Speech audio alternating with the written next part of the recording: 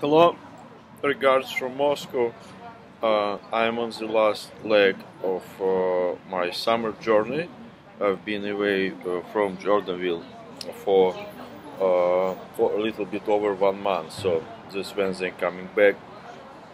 And this is going to be the third installment of our lecture on the Russian Church abroad and Non-Orthodox. And this time we will be talking about the ROCOR and World Council of Churches, or properly ROCOR and ecumenical movement.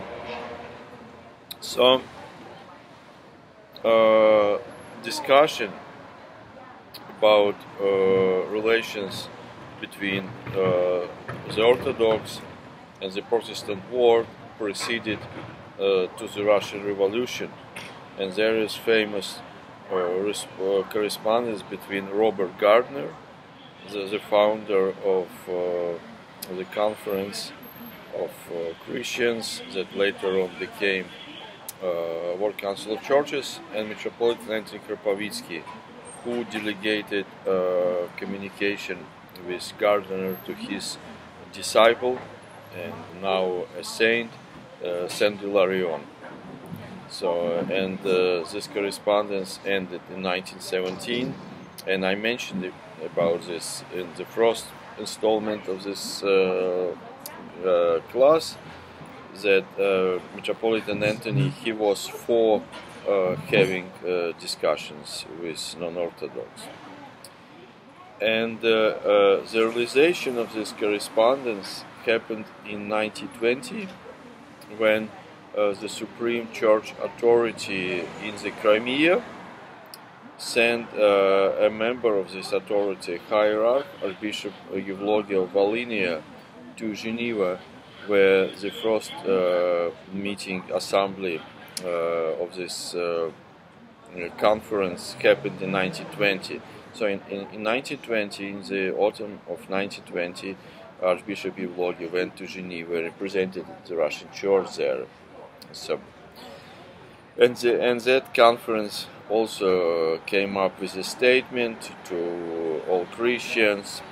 So initially, Russian Church abroad participated, of course, with reservations, but still they didn't really consider any issues like nowadays people discuss, like let's withdraw from World Council of Churches. On the other hand, they were not really members of this conference, they only participate as observers. And I would like to emphasize this, that basically Russian Church abroad always participate in the capacity of observers, but never Russian Church abroad as an ecclesial body was a member of the World Council of Churches. Okay. After that, after 1920, the next stop, the next point would be 1938, when the next meeting happened in Edinburgh.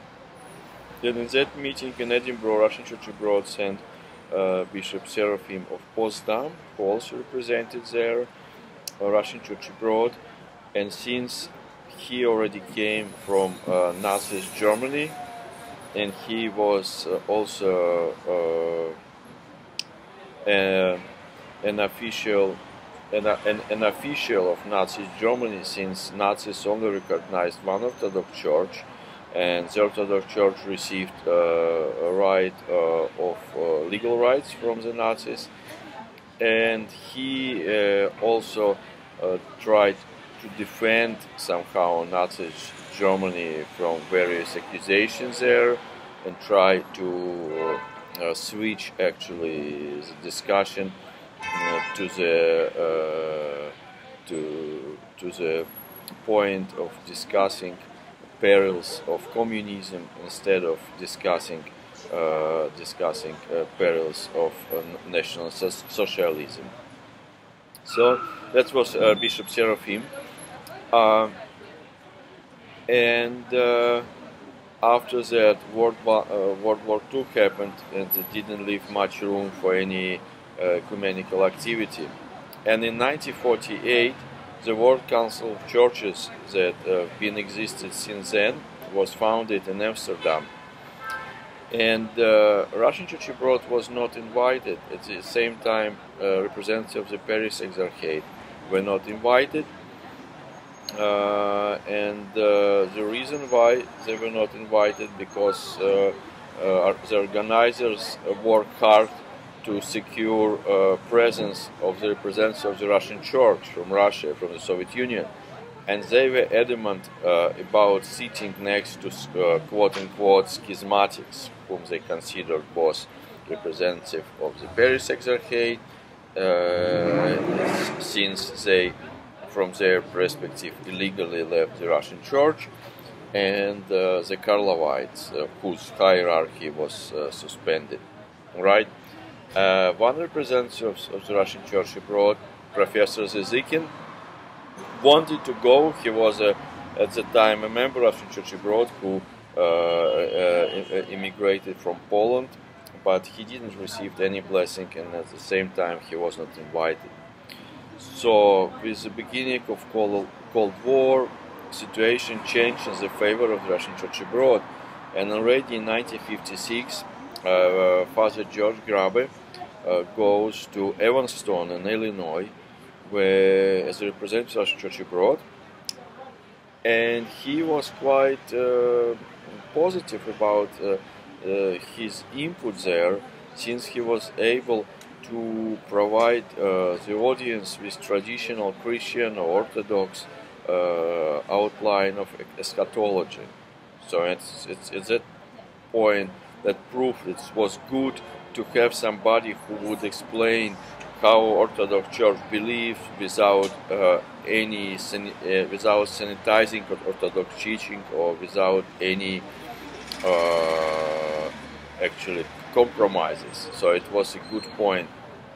Then the next assembly of the World Council of Churches happened in New Delhi in 1961, and again representative Russian Church abroad presented there, and it was no less than Archimandrite Lazarus Moore, who was a ROCOR priest in India, and he was shocked.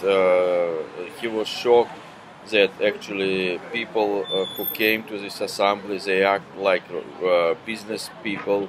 They would live in expensive hotels while they were discussing poverty issues, and so at the same time Russian Church abroad confronted issue of the first time confronted the theory of branches that was coined or represented at this meeting by a Greek theologian. His name was Nikos Nisiotis, who basically came up with suggestions that all Christian denominations, they're like what we would say about local churches. We say that local churches, they make one single Orthodox church, and he extended this, saying that all Christian bodies, they make up one Church of Christ. And Father Lazarus Moore was able to send information about this assembly to New York, to Father George Grabe, and Father George Grabe shared this with Father George Flarovsky and Alexander Shmeman.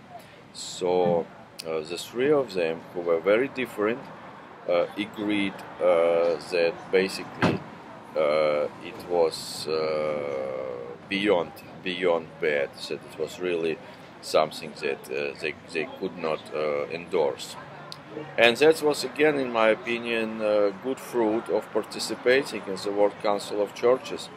But since at the same event in 1961 in New Delhi, Moscow Patriarchate joined, bad guys joined the World Council of Churches, the Russian Church abroad decided not to send any representatives in order to avoid any ambiguity. Okay. But also the World Council of Churches deserved huge credit for helping with resettling of thousands and thousands of Russian refugees in South America, in Australia, and Russian Church abroad in Germany, would receive the state money support through local work council of churches branches, until a new bishop at that time, Bishop Mark, he refused to take any money. Okay, but it was huge support for Russian clergy who really struggled there. Okay, and so I will think if there is anything else to speak about Russian Church abroad and non-Orthodox, or if there is nothing else, it might be the last installment.